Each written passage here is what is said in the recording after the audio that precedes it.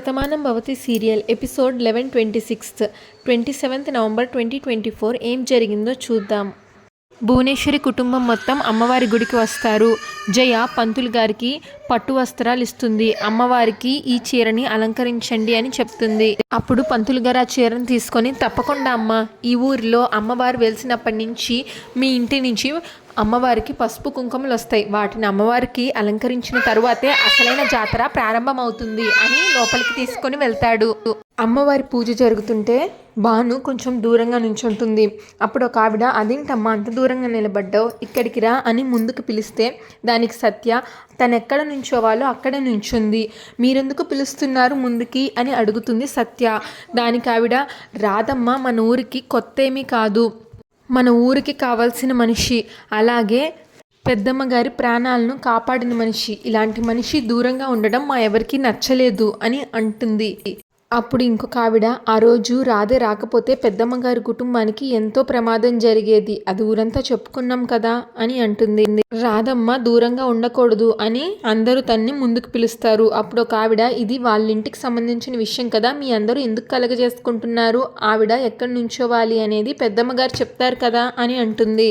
అప్పుడు ఆ ఊరి వాళ్ళు, పెద్దమ్మ గారి మనసేంటో మనకు తెలీదా, ఆవిడికి ఎవరి మీదైనా సరే ఎందుకు కోపం ఉంటుంది, ఊరందరినీ పిల్లల్లాగా చూసుకుంటుంది, అలాంటిది రాధమ్మ గారి మీద ఎందుకు కోపం ఉంటుంది అని అంటారు. అందులోనూ రాధమ్మ గారు చేసిన సాయం చిన్నదా, ఒకవేళ వద్దంటే పెద్దమ్మ గారు ముందే చెప్పేవాళ్ళు కదా, ఇక్కడికి రమ్మని చెప్పరు కదా, నువ్వెందుకు మధ్యలో మాట్లాడుతున్నావు అని అంటారు ఆవిడ్ని. నువ్వు ముందుకి రా అమ్మా అంటే భాను ముందుకు వస్తుంది. ఇంకా పూజ పూర్తవుతుంది. పంతులు గారు మంత్రపుష్పం ఆ తర్వాత హారతి ఇస్తారు. మరో పక్కన నీలిమ బెడ్ మీద కూర్చొని ల్యాప్టాప్లో కార్తిక్ తను కలిసిన ఫోటో చూసి ఊహలు ఊహించుకుంటూ ఉంటుంది. కార్తిక్ వచ్చి నీలిమ ఫోటోని చూడడం చూస్తాడు.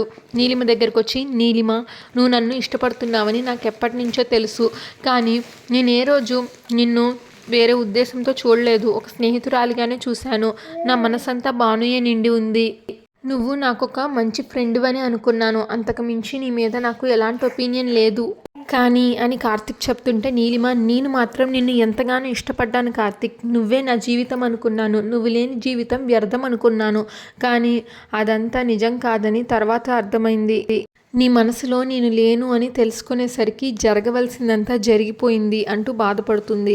అప్పుడు కార్తిక్, సారీ నీలిమ, ఒక ఆడపిల్ల ఇష్టాన్ని పెంచుకుంది అంటే అందులో ఎంతో కొంత నా తప్పు కూడా ఉండే ఉంటుంది, అందుకనే నేను నీకు సారీ చెప్తున్నాను అంటాడు కార్తిక్.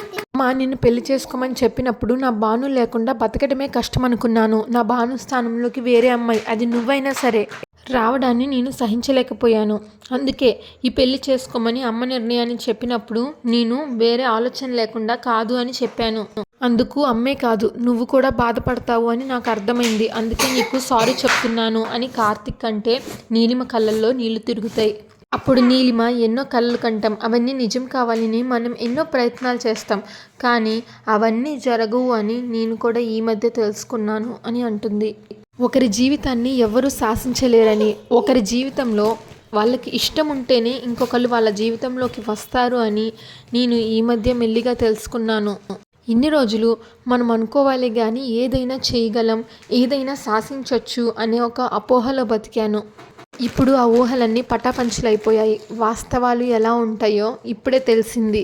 అందుకే నీ నిర్ణయం ఏదైనా సరే నేను ఏమీ మాట్లాడలేకపోయాను, నీ మనసులో ఉన్నది నువ్వు చెప్పావు, అది నా మనసుకి బాధైనా సరే నేను భరించి తీరాలి, అంతేగాని నా గురించి మరొకరిని బాధ పెట్టకూడదు అని నేను తెలుసుకున్నాను అంటూ నీలిమ ఏడుస్తుంది.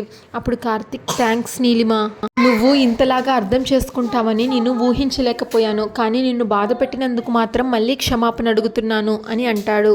ఇంకా సత్య గుడి నుంచి అలా బయటకు వస్తుంది. భాను సత్య వైపు జయ వైపు కొద్దిగా అనుమానంగా చూస్తూ ఉంటుంది. మరో పక్కన రాధ వేరే అమ్మవారి గుడికి వెళ్ళి అమ్మవారికి దండం పెట్టుకుంటుంది.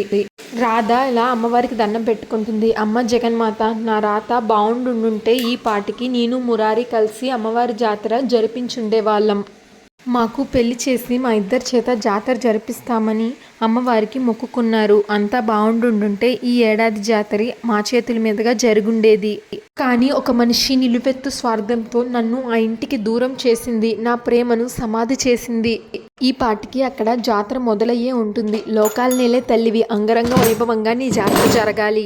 ఎప్పుడు నా మురారిని తన కుటుంబాన్ని నువ్వు చల్లగా కాపాడాలి అని రాధ అమ్మవారికి దండం పెట్టుకుంటుంది. ఇంకా నీలిమ రోడ్డు పక్కన కారాపి అక్కడ నుంచొని ఆలోచిస్తూ ఉంటుంది. పార్దు నీలిమ వాళ్ళ మావయ్యకి పిండ ప్రదానం చేసి ఆయన ఆత్మ శాంతించాలి అని కోరుకుంటూ ఉంటాడు కదా, అదంతా ఆలోచిస్తూ ఉంటుంది.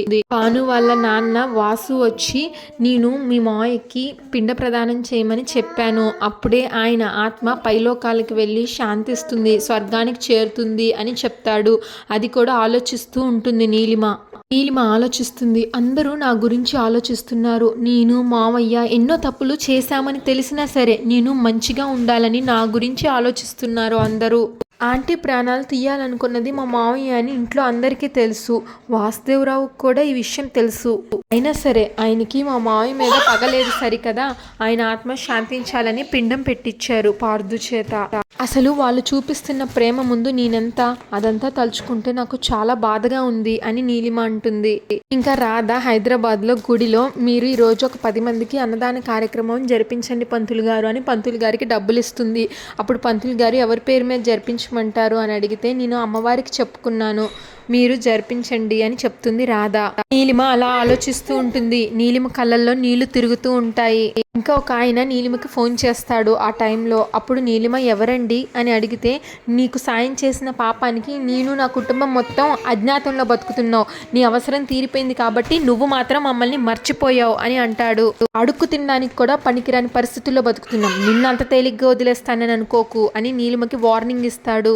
అసలు మీరెవరు అని నీలిమ అడిగితే, నేను గవర్నమెంట్ డాక్టర్ని, గుర్తొచ్చానా, బతికున్న మీ మావయ్య చనిపోయాడని ఆ రోజు నాతో చెప్పించావు, నువ్విచ్చే డబ్బులకు కక్కుర్తి పడి నేను అబద్ధపు సాక్ష్యం చెప్పాను, చివరికి ఉద్యోగం పోగొట్టుకొని పరువు పోగొట్టుకొని బతుకుతున్నాను అని సీరియస్గా అంటాడు. అప్పుడు నీలిమ, డాక్టర్ గారు మీరా, సారీ అండి అని అంటే, నువ్వు ఇంకేం చెప్పకు, నువ్వేంటో నీ బుద్ధేంటో నాకు చాలా బాగా తెలుసు, నేను డబ్బులు అడిగితే నన్ను చంపించడానికి మనుషుల్ని పంపించావు, అక్కడి నుంచి తప్పించుకొని మేము ఇప్పుడు ప్లానాలతో ఉన్నాం, నువ్వు చేసిన పాపాన్ని ఎవ్వరూ గుర్తించరు అని మాత్రం అనుకోకు, తప్పించుకోగలను అని ధైర్యంగా బతకకు, నా నుంచి మాత్రం నువ్వు తప్పించుకోలేవు, నువ్వు చేసిన కర్మకు రిటర్న్ గిఫ్ట్ నేను ఇవ్వబోతున్నాను, నా జీవితాన్ని నువ్వు నాశనం చేస్తావు, దానికి నేను ఎలా అనుభవిస్తావో చూడు అని నీలిమని బెదిరిస్తాడు. నీలా మాత్రం నేను వెన్నుపోటు పడవను, ముందుగానే హెచ్చరించి నీ అంతు చూడబోతున్నాను, జాగ్రత్త అని చెప్పి ఫోన్ పెట్టేస్తాడు ఆ డాక్టర్. ఇంకా సత్య గుడి వెనక భాగానికి వెళ్ళి అమ్మవారి కుంకుమ బొట్టు పెట్టుకొని వేప మండల్ని పట్టుకుంటుంది. అమ్మవారికి ఒకసారి దండం పెట్టుకొని ఉగ్రహం వచ్చినట్టుగా నటన ప్రారంభిస్తుంది. అందరూ గుడిలో నుంచి బయటికి చూస్తారు. ఊరు జనమంతా అమ్మోరు తల్లి అని అరుస్తారు.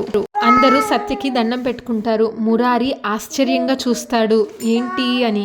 ఊరి జనం అమ్మోరు తల్లి, నువ్వు వచ్చావా తల్లి, జాతర అంగరంగ వైభవంగా జరుగుతుంది, చూడ్డానికి వచ్చావా తల్లి, మమ్మల్ని అందరినీ నువ్వే కాపాడు తల్లి అని దండం పెట్టుకుంటారు. మమ్మల్ని అందరినీ కరుణించమ్మా అమ్మా అని దండం పెట్టుకుంటారు సత్యకి. సత్య ఊగుతూనే ఉంటుంది. అంతటితో ఆ ఎపిసోడ్ పూర్తయిపోతుంది. ఇంకా నెక్స్ట్ ఎపిసోడ్ ప్రోమోలో కార్తిక్తో వాసుదేవరావు, నీ జీవితంలో భాను కథ పూర్తయిపోయింది, అందుకని నీ జీవితం ఒంటరి కాకూడదు కదా, నీ జీవితంలోకి నువ్వు ఇప్పుడు నీలిమని తీసుకొని రావాలి అని కార్తిక్ని కన్విన్స్ చేయడానికి ట్రై చేస్తాడు వాసు. అదంతా నీలిమ గమనిస్తుంది. దయచేసి నువ్వు కాదనకు బాబు అని వాసు అంటాడు. నీలిమ వాసుదేవరావు మంచితనం చూసి ఎంతో గిల్టీగా ఫీల్ అవుతుంది. కార్తిక్ ఒప్పుకుందామా అని ఆలోచిస్తాడు. Shatamanam Bhavati serial regular update కోసం మా ఛానల్ని సబ్స్క్రైబ్ చేసుకోండి. Thanks for watching.